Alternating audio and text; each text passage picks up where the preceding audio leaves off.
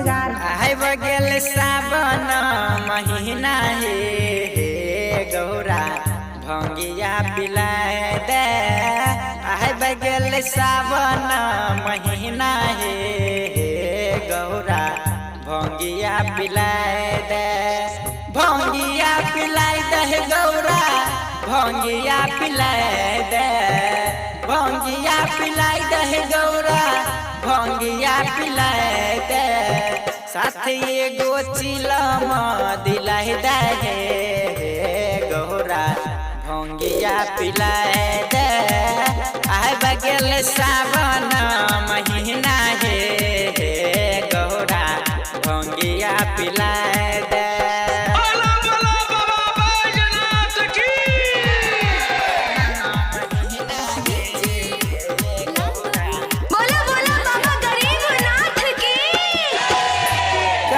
सजह के सब आबै छै दुआर हे भंगिया पिलाए दे को होइ छिया बार बार हे। एक बेरी हमारा दिलाए दे गौरा भंगिया पिलाए दे। आइ बगल सावन महीना हे गौरा भंगिया पिलाए दे। भंगिया पिलाए दे गौरा भंगिया पिलाए दे। भंगिया पिलाए दे गौरा भंगिया पिलाए दे। साथ एगो चिलम दिलाए दे गौरा भंगिया पिलाए दे। आइ बगल सावन महीना हे गौरा भंगिया पिलाए दे।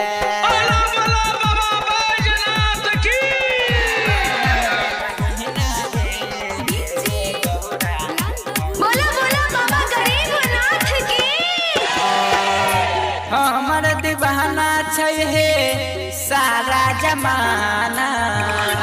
राइटर शिवानंद साथी लिखने छै गाना। सुमन से हमारा मिलाए दे गौरा भंगिया पिलाए दे। आइ बगल सावन महीना हे गौरा भंगिया पिलाए दे।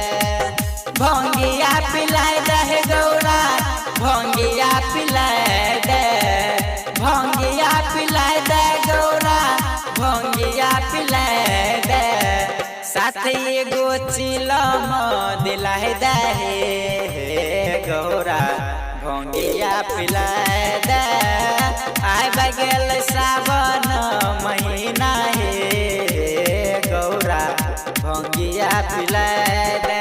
Recording by Suman Sargam HD KPS recording studio Reshna बाजार मधेपुरा।